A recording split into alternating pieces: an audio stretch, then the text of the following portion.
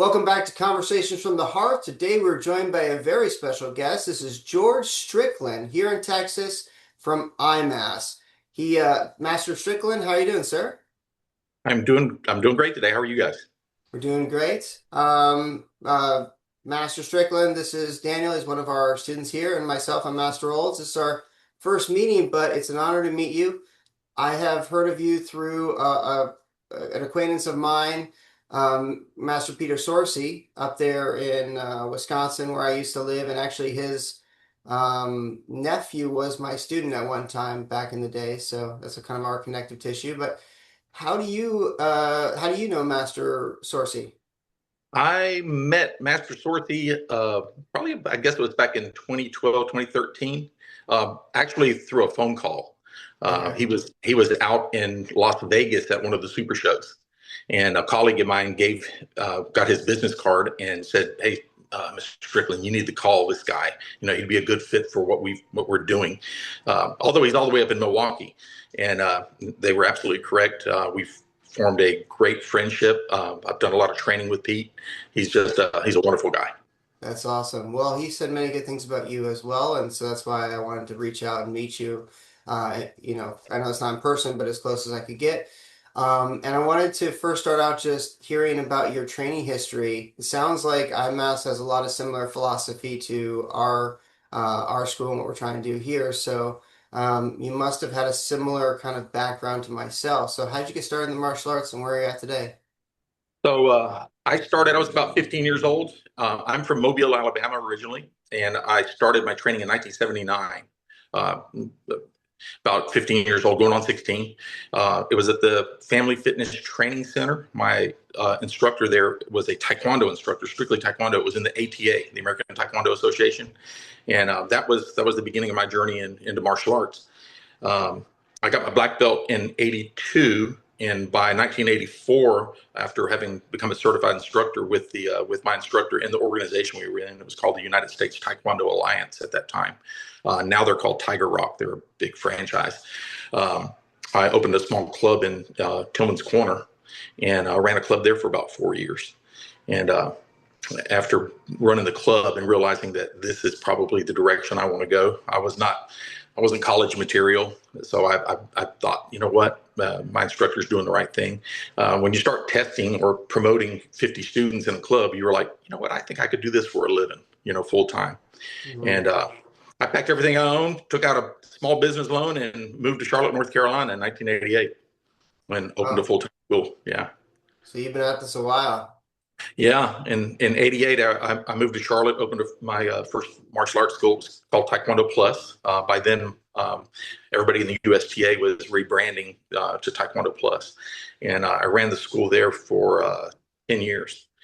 Yeah, Yeah, and there's a Taekwondo Plus not too far from me. That's interesting. yeah, right. There's still some around that are still using that name, and So is that your group or that you started? no, no. So I was with that alliance for, like I said, 10 years, and like most organizations, there is a pyramid, and there were certain instructors or certain people at the top of the food chain, if you want to call it that, that were benefiting from the guys that were opening schools under them. And of course, we all had licensing agreements at that time.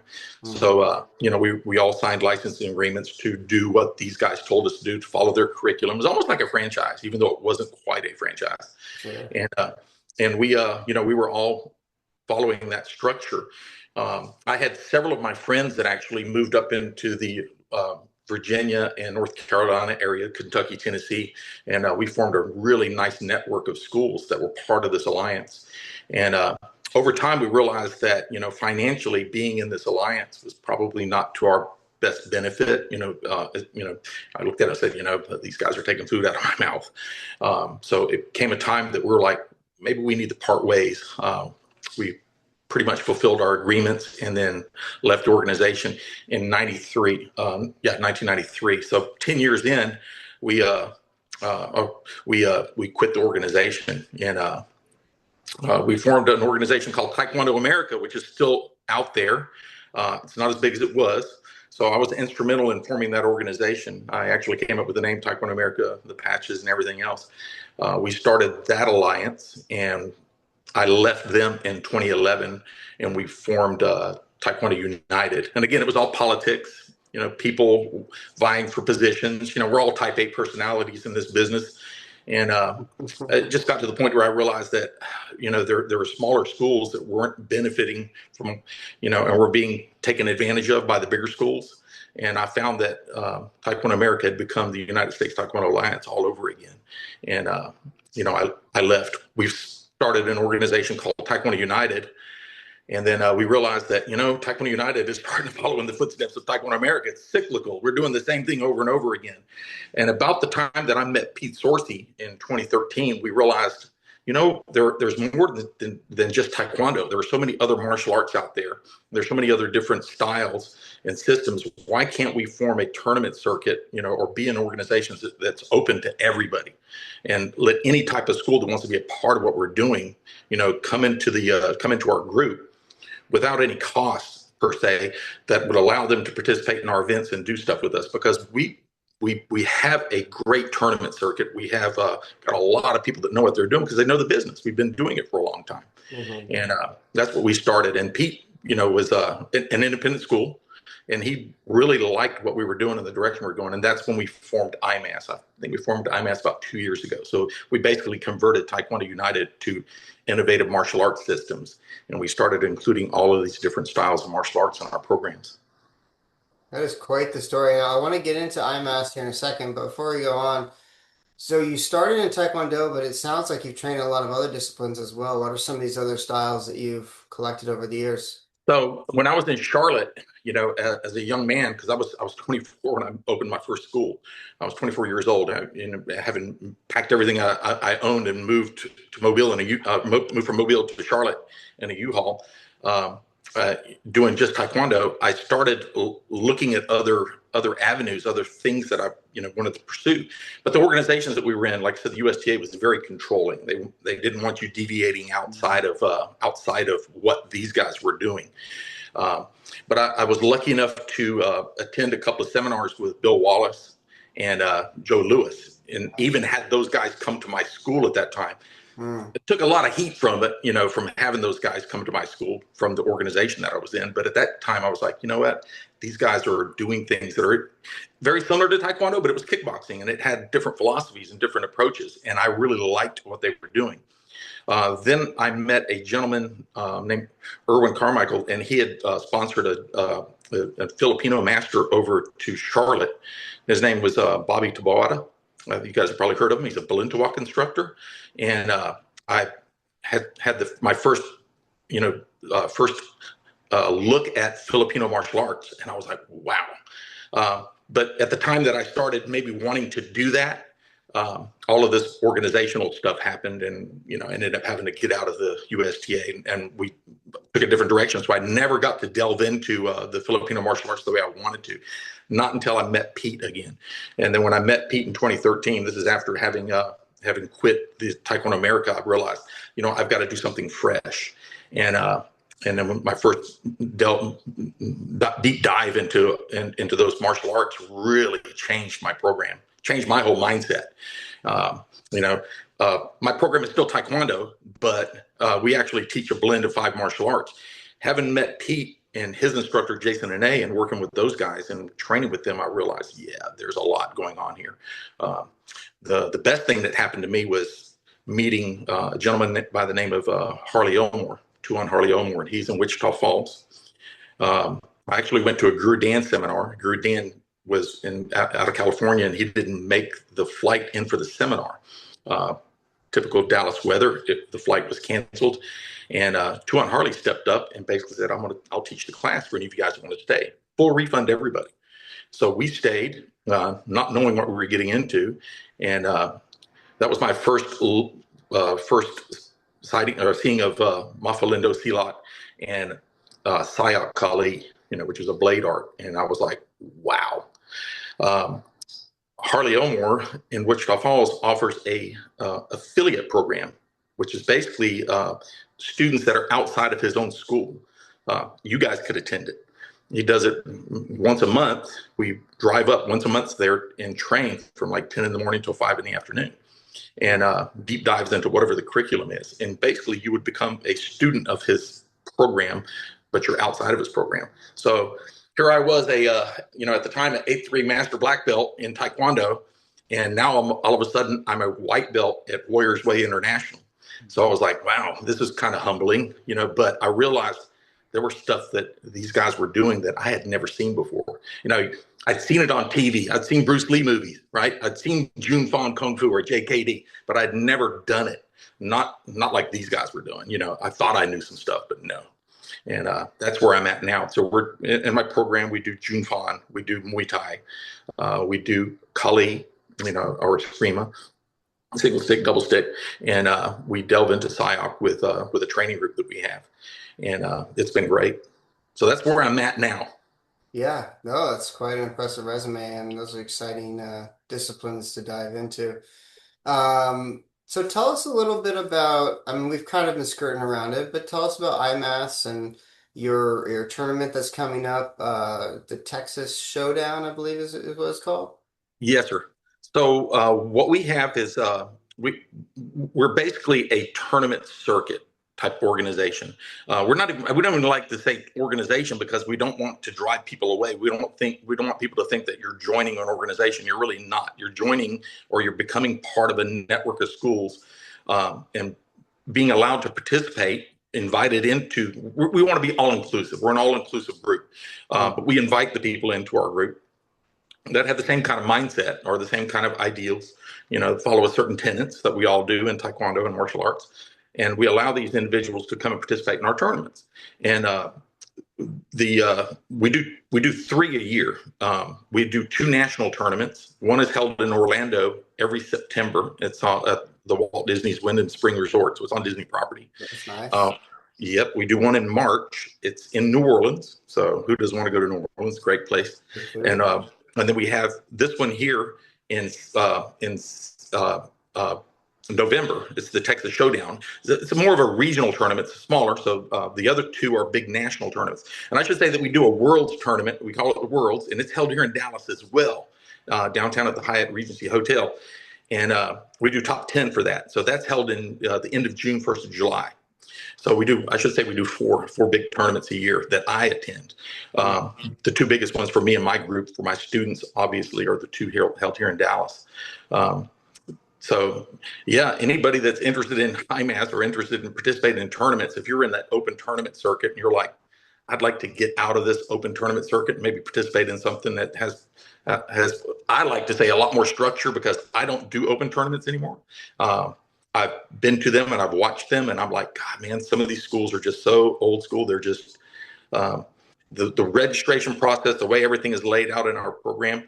Pretty much everybody that's ever come to an IMAS event and seen what we're doing walks away going, I want to be at the next event. Yeah, that is a common problem, and just in tournaments in general, they can be quite disorganized. And it's always refreshing when things go off like clockwork. I've spent entire days sitting on my knees and holding pens, and on hardwood floor with nothing to eat, and it's only to compete for, a minute, and then I'm done and I go home. Right.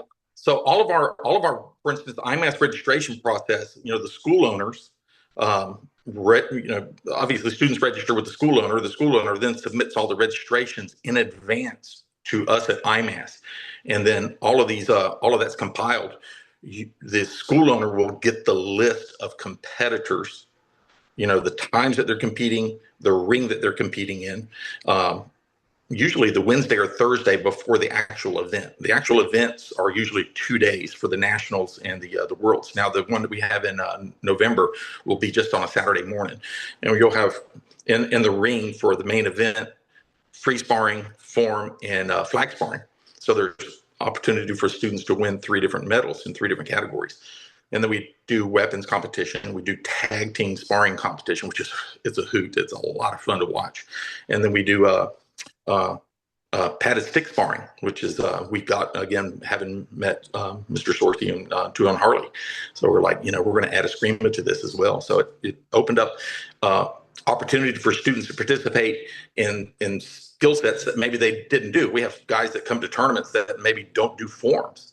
in their school. They'll do sparring. Well, guess what? They can do flag sparring and free sparring. You don't have to do form. It's in the main event, but you can opt out. Or maybe they just come and just do padded six sparring, because that's what they teach. They're basically just in the Eskrima school. So they'll come and they'll compete in that. Mhm. So again, opportunity for everybody. And we do board breaking as well. We do a board breaking challenge. But all of this is done in advance. And the way that it's set up is designed to allow the school owner to, make profit. That's the way IMAS is designed, so that, you guys at the school owner's level are making enough, because tournaments are a revenue generating event, and by it takes all the workload off the instructor. All I have to do here is advertise it and then submit everything into IMAS. Everything's compiled, and then I hand it out to my students, and then I go to the tournament, and I'll judge or stand at the door and check wristbands or whatever it is that they want me to do that day. And then the profit is made for both myself, so the school benefits from it, helps pay the rent, and then the students get what they want. IMAS gets enough money to cover whatever the expenses are, so that we can turn around and do the next tournament. So it's not that pyramid scheme that we had talked about the USTA and all those guys back in the day, when one individual or a group of individuals were making all this money. Yeah. What is flag sparring? So flag sparring is um, if you think about flag football, Hmm. wearing the three flags around the waist. We have our students wear a helmet and mouthpiece, and then they square off against one another. They have 1 minute or 30 seconds. I think it's 30 seconds to try to. And the first person to strip three flags wins, or whoever stripped the most flags off during that 30-second match wins the match. So it's all about dexterity and quickness. It's basically just hands trying to snatch the flags off the other person. It's quite Like fun. trick fighting. It's very exciting. It gives those students that maybe you have those students that go that aren't very very good at maybe they're not the best at free sparring. So it gives them an opportunity to maybe win in a different category in that.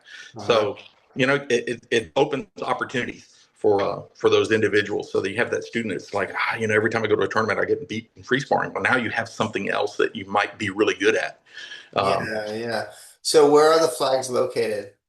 uh, on either both hips and one on the tail.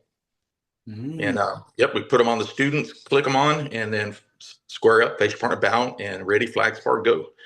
Um, it's I- like I said, so we usually will do so- form first, then we'll do sparring, and then we'll go into free sparring. And after all that's done, all of the students go to the podium, and then they're handed their medals for each of the three categories. Wow. Yeah, it sounds well organized. It sounds like you got a lot going on. One of the issues I've seen in the past, and I'm sure this isn't the case for you, but I'm just kind of curious to figure out how you solved it, is when you have a ton of divisions like that, you have board breaking, you have flag sparring, you have normal sparring, etc. Everyone just gets so divided up that you have like one or two people in every division. What are some of your solutions to that problem, or do you just have so many competitors it's not an issue? So the all of our divisions are broken up in advance. They're broken up by obviously belt rank first, age, and then height.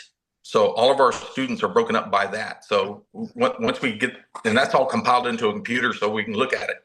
And then each one of the instructors obviously submits, may have a special request. This individual student has autism, or this individual student has whatever problem they may have, so that as we're breaking up the divisions, we can look at it, and the individuals that are doing that may give you a phone call, say, Master Olds, can you tell me about the student? Yeah, he's anxiety disorder. Can you put him with this group? Can you move him here or move him there? And we do that within the group, because we want the tournament to be a fun, exciting event for everybody. Yeah. We don't, yeah, but it's got to be fair.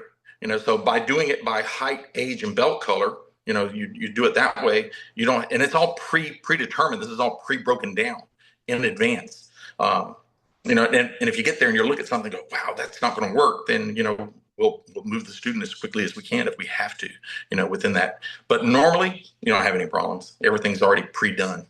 It's Yeah. pre-sorted. Yeah. I like breaking it down by height. You don't see that very much, but that makes a lot Yeah. of sense because that's way more important, especially for striking. I mean, grappling maybe weight's good too, but for striking, your range is so important. So Yes. So, and that's the reason why we do it. yeah, absolutely. So Daniel here Hmm. has never been to a martial arts tournament, I don't believe, correct? No, I'm not, sir. And so sell him on IMAS. You're Why going to have to an come. IMAS? I tell everybody all the time, if you come to one of our tournaments, come to one of our events, and you see how well structured it is, how well laid out it is, how exciting everything is, Hmm. you're going to want to come back. Yeah, The students are going to want to come back. Now, it's a competition. We know there's going to be winners and losers. But it's like, if I tell my students, you're not going to the tournament to win, you're going to the tournament to learn. You go there and have a great time. Uh, you know, I started competing in 1980, right? And I stuck with it for years. And I made some of the best friendships with people. Some of the guys that I'm still doing business with that opened martial arts schools themselves, I competed against. If you can imagine that, we were yellow belts. We were 16, 17, 18 years old, into our 20s, into our 30s. Even when I was running my school in Charlotte, uh, you know, we competed against one another. So that's what I tell my students. The guys that are in my program, if you look at the number of black belts that you have, the number of high-ranking black belts you have, those guys compete. Um, so competition is a good thing for everybody. Hmm. And you're doing taekwondo, and let's face it, taekwondo is a sport martial art as well. With WTF style, Olympic sparring, or ITF style, doesn't matter. There's the sporting aspect of it. Heck, Muay Thai is a sport, so why not compete? Why not take it to that next level? You know, uh, yes, there's the self-defense aspect of martial arts.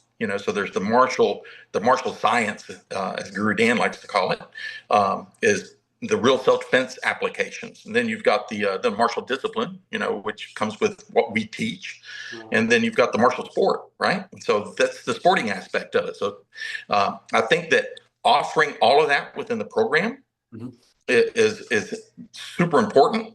Like I said, tournaments are a revenue generating event. It allows the school to make enough some income during those months, especially lean months like November, uh, for the school to to continue, and it allows students to compete. So it's a good thing. I think that you should definitely come and check us out. Yes, sir. do you have a good participating body of students in like the 20s to 30 range? And are you talking about the age group? Yes, Yeah, sir. yeah, like in the 20s, yeah.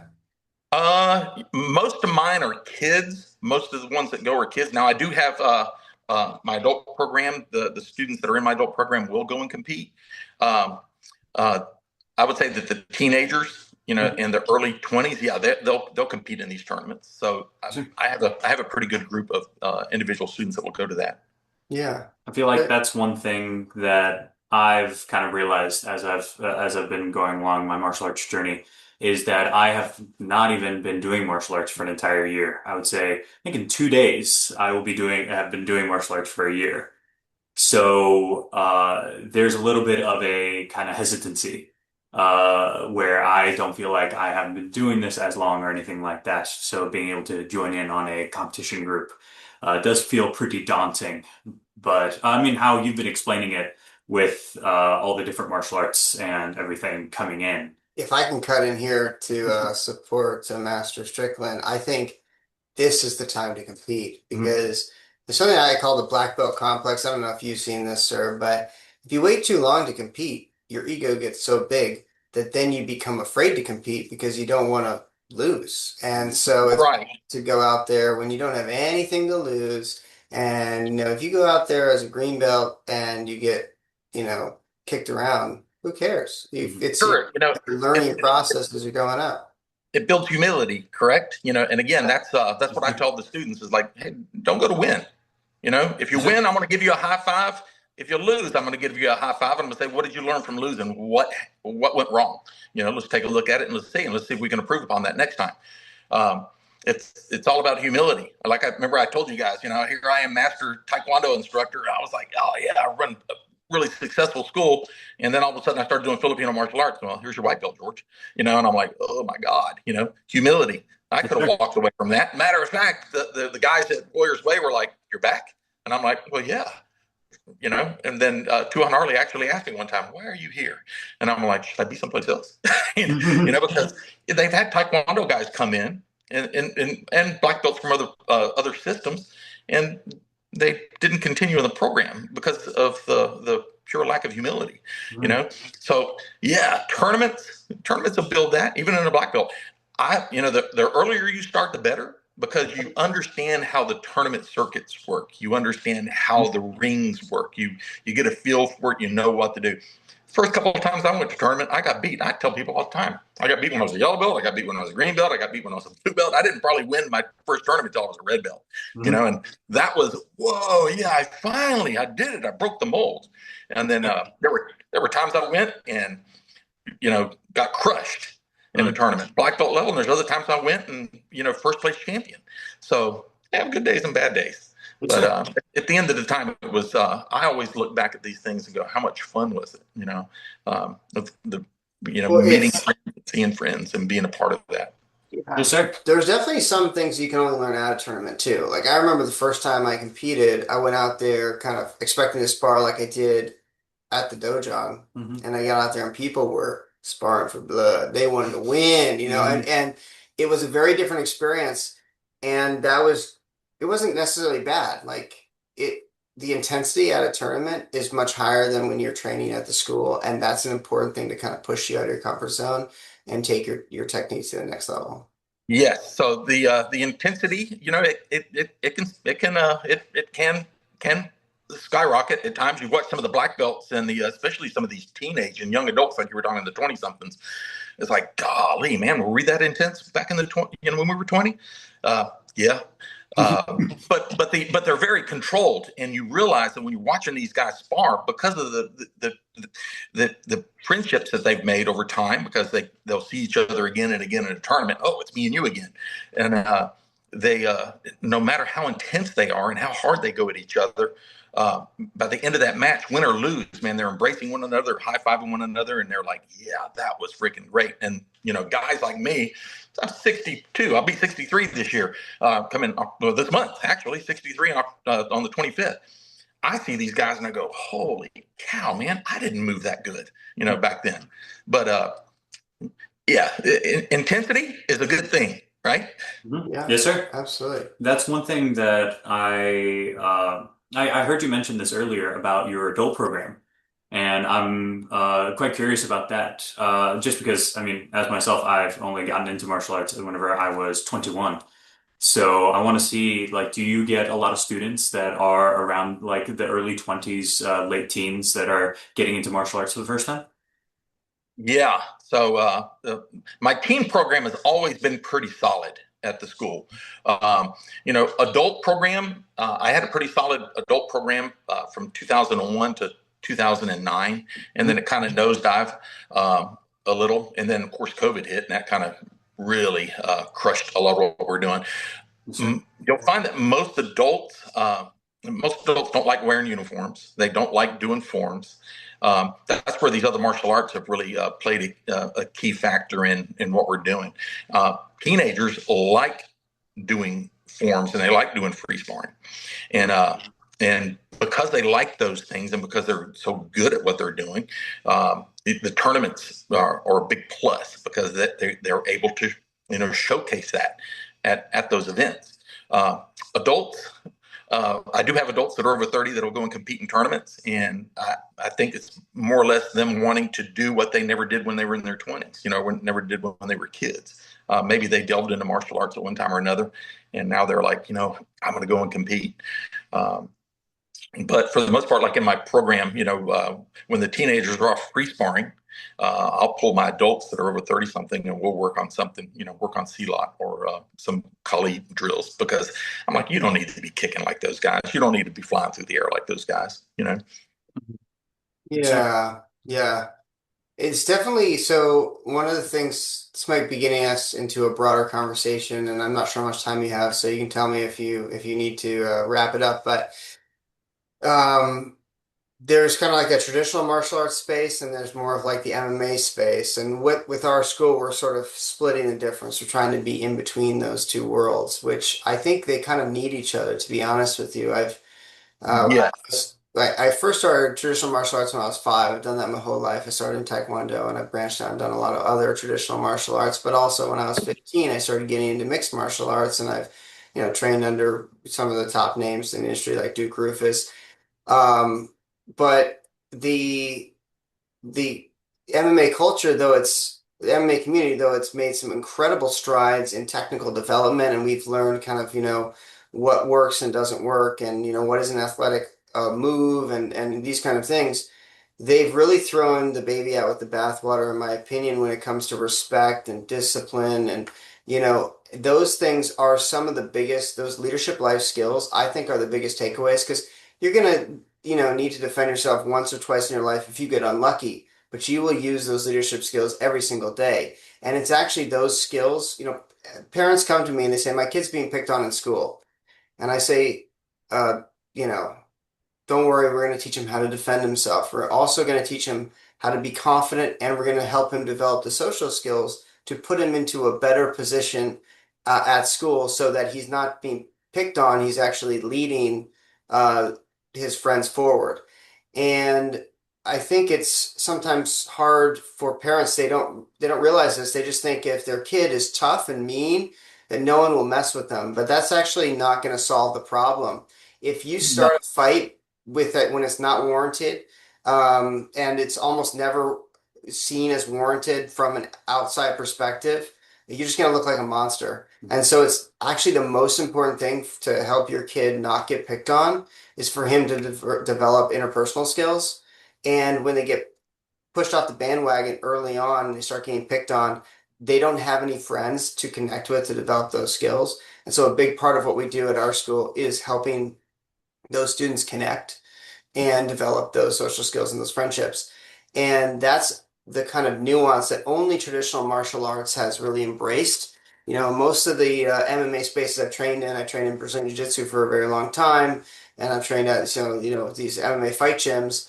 There's almost like a no talk policy because we want to focus on intensity. I'm going to be smashing you in 2 seconds. I don't really want to be your friend. There's a lot of shit-eating grins and just competitive hostility towards each other. And that is not, yeah, it makes great martial artists, like technically, but are they great martial artists as in they're going to go out in the world and make the world a better place, a safer place by having those skills?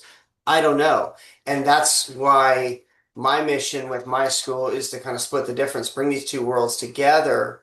But it can be a challenging thing, as you said. You know, it wasn't always the case. People used to bring like nunchucks to school back, in the 80s, and it was cool to, back in the 90s, people were wearing Japanese kanji all over their shirts. I mean, there was an era when,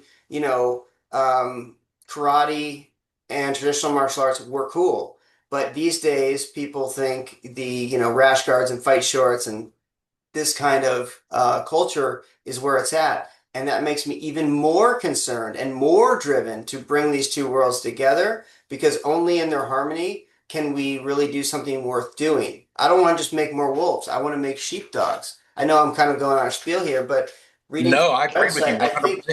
you're in a similar mindset to me, right? Because you come from the Yes. same traditional martial arts background that I do. And the problem is we're a dying breed. Very few people are coming from this perspective anymore. They're coming from the modern lens where they just started in Muay Thai and BJJ. They don't know anything else. And they're like, yeah, I'm traditional, I bow, but they don't bow like we bow. They don't, do push-ups at the door for showing up late. They don't really understand. They don't say yes sir, no sir. Most of the BJJ places I've trained, I never heard one person say yes sir, and I say yes sir every single time for like decades. Correct. Correct. So again, going back to what Guru Dan, martial discipline. That's our traditional values. Doing taekwondo and all these martial arts, martial sport. Taking it to the sporting level. So yeah, MMA is sporting, but it's missing the martial discipline. Correct. That respect that comes with it. And then you have the martial science aspect, which is that practical application of self-defense. That you're learning how to do silat or kali, and you're like, yeah, this is what works on the street. the martial discipline part, doing a form, learning how to do forms, for instance, during doing Chunji pattern, Dangun pattern is not going to save you in a real self-defense situation, but it's a great discipline. It's great for kids. It builds that moral discipline. It builds character in the program. For like I said, for years, all I did was teach Taekwondo.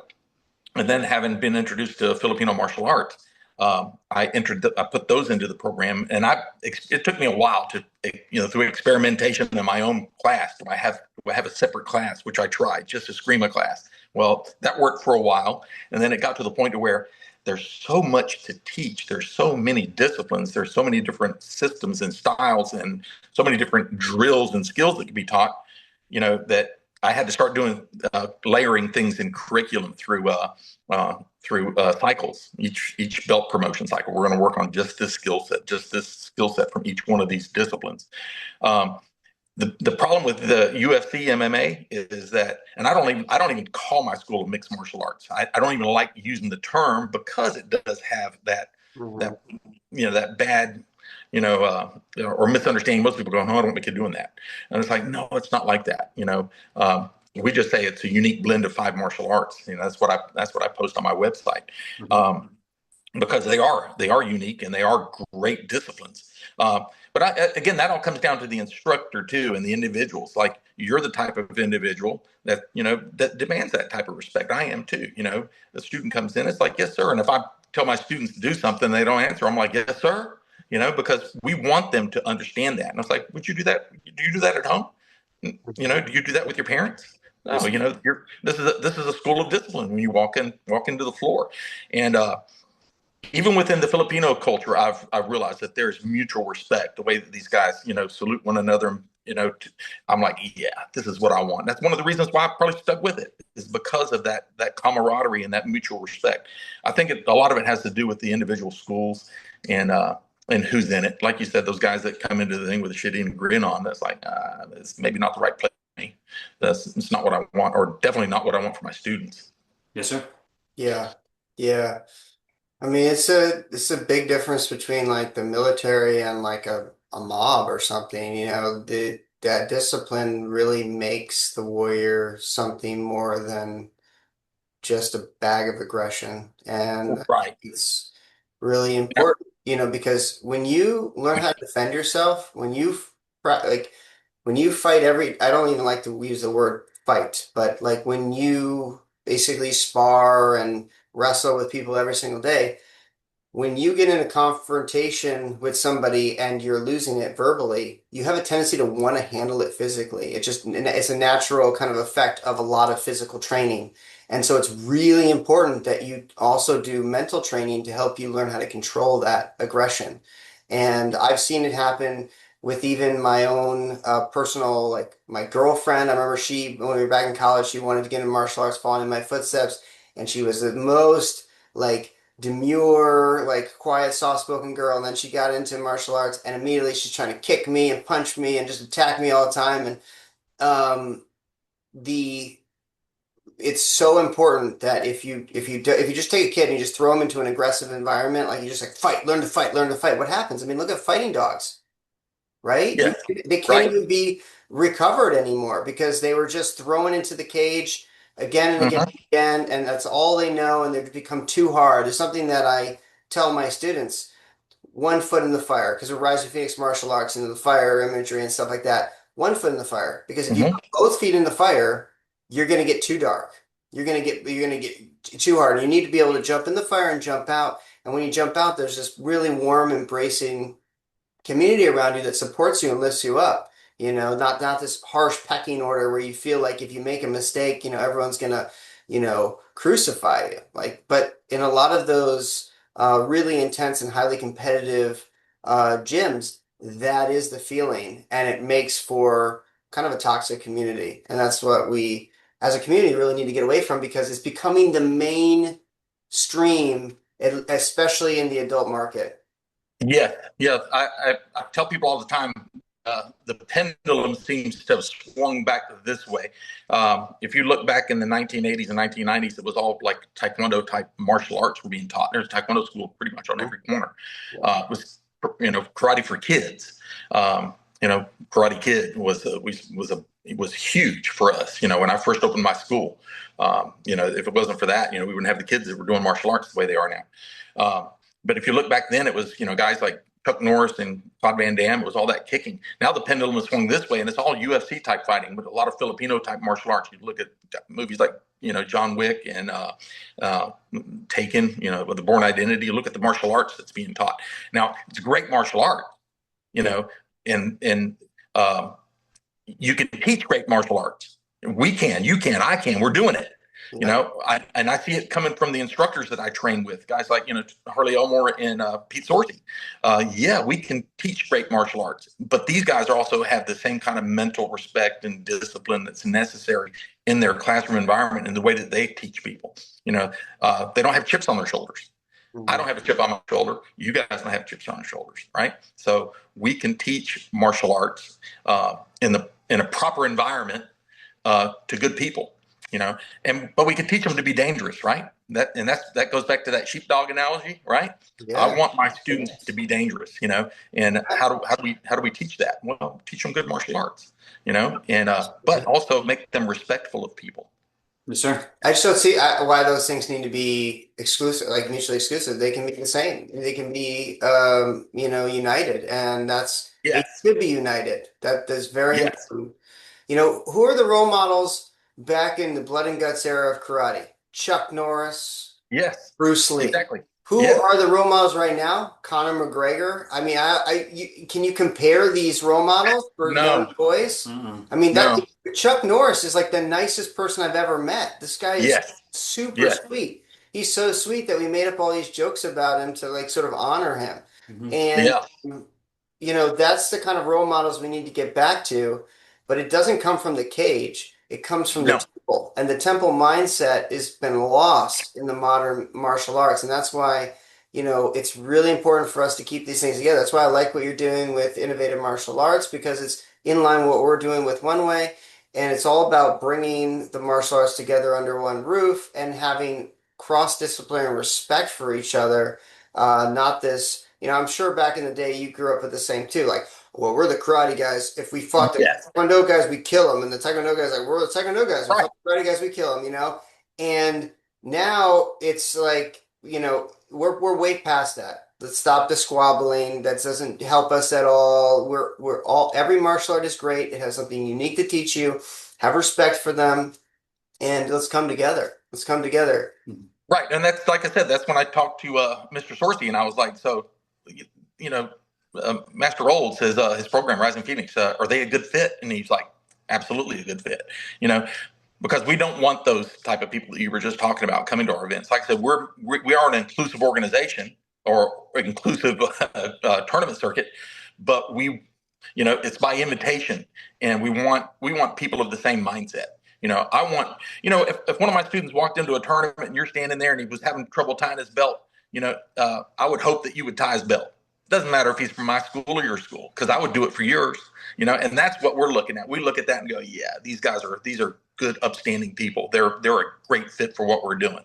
And, if any of my students were on your side of town and we're saying, could I take class with you tonight? I would hope that you guys would open and say, come on in, take class, and, because I would do the same for you. And that's what, and you would feel good about that, knowing that, my students is in safe hands, and that's what we want. We don't want a guy coming back and telling horror stories about what happened at that school. It's like, no, not a good fit. Yes, sir. Yes, sir. Well, we have had a wide range of topic or conversation today, and it's been really enjoyable. And I have appreciated learning more about IMAS, and we hope that we can participate at some point in the future. Sounds like a really great event. It sounds like you're doing good things. I would definitely say if not participating on this one, at least come to the tournament and just come and see it. You guys come in, be my guest. Come and see the tournament. I'll walk you guys around and show you everything. Introduce you to some of the other school owners that are in this area, because most of them are going to be from the from the Dallas Fort Worth area, and just meet some of the other school owners and say, hey, so these are the guys that we would be circuiting with. Not only do we just do tournaments together, we call each other up on the phone and say, hey, what are you guys doing? You got a new t-shirt design? Do you have house sales? We motivate one another. I'd be calling you up. Hey, Mr. Olds, how many sales you do this month? How many people are you promoting? Because it becomes it's a healthy competition in such a way as to motivate one another to do better. If you're struggling with something as a school owner, as a business owner, it's like, being able to call one of your peers on the phone and say, hey man, what are you guys doing? Are you doing anything this month, to promotions wise, bounce ideas off one another. And that's what we do. We do a lot of networking with one another. It's great. That's important, especially everything we were talking about, that community building is really important. Yes. So also, I don't know if you guys know Master Maul Morning. You probably have seen him on YouTube. We're going to have him out here at my school. He was here last year. So he's a T-Lot master. He'll be here the weekend of November 7th, 8th, and 9th. So if you don't know who I'm talking about, you guys take a look at him. He's freaking awesome. He's a great guy. Wonderful, wonderful individual. Again, I wouldn't have him in my school if I didn't think he was a good person. Like I said, I've had Bill Wallace, Joe Louis Tabata. So I would say that you guys are more than welcome to come and attend that seminar too, or at least come and check him out. Yeah. Yeah. Sounds great. Well, thanks so much for coming on, sir. If people want to learn more about IMAS and your school, where can they go to get that information?